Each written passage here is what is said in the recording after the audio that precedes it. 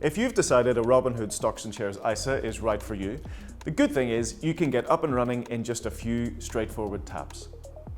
Once you've read the documents and made sure you understand the key points about your account, you can tap to open your ISA. You can then add cash to your account from your bank or from an existing Robinhood brokerage account if you have one. Remember, you can contribute up to £20,000 to your Stocks and Shares ISA in the current tax year. You can spread your allowance across different types of ISA with different providers, as long as you don't go over your contribution limit. When the new tax year kicks in April, we'll all get a new allowance, so it's worth planning ahead and thinking about how you can make the most of your ISA, even if you don't aim to fill it.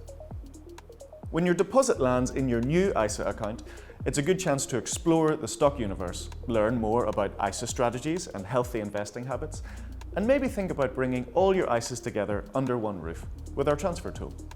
You can track the performance of your investments on your ISA screen, as well as keeping an eye on your contributions over the current tax year.